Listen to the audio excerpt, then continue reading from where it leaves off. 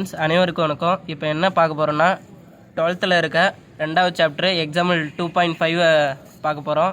இப்போ இந்த கொஸ்டின் என்னென்னா z + 3/z - 5y = 1 + 4i/2 இதோட காம்ப்ளெக்ஸ் நம்பரை கண்டுபிடிக்க சொல்லியிருக்காங்க. இப்போ இது என்னென்னா இந்த ரெண்டு இதையும் கிராஸ் மல்டிபிள் பண்ணுறோம். அப்படி கிராஸ் மல்டிபிள் பண்ணும்போது பார்த்திங்கன்னா 2z + 6 = 2 + 4zi - 5y - 20i² வரும். இது வந்து என்னென்னா இந்த 20 வந்து எப்படி +20 வந்துச்சுன்னா i² வேல்யூ -1, அது ரெண்டுத்தையும் மல்டிபிள் பண்ணும்போது பார்த்திங்கன்னா +20 வந்துடும். அடுத்தது இஜெட் வேல்யூலாம் ஒரு பக்கமாக கொண்டு வந்துடும், அந்த கான்ஸ்டன்ட் வேல்யூலாம் ஒரு பக்கம் கொண்டு வந்துடும். அப்படி கொண்டு வரும்போது பார்த்திங்கன்னா சால்வ் பண்ணி z - 4zi = -5y + 14 வரும்.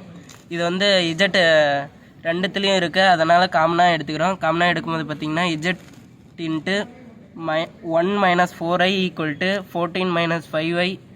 அது வந்து என்ன பண்ணுறீங்கன்னா இந்த 1 - 4i ஈக்குவல் இந்த பக்கம் கொண்டு வரும்போது டிவைடில் வந்துடும். அப்படி டிவைடில் வந்த வெட்டி அதை வந்து காஞ்சிகேட் எடுக்கிறோம். காஞ்சிகேட் எடுக்கும்போது பார்த்திங்கன்னா 14 - 5y/1 - 4i × 1 + 4i/1 + 4i அப்படி வரும்.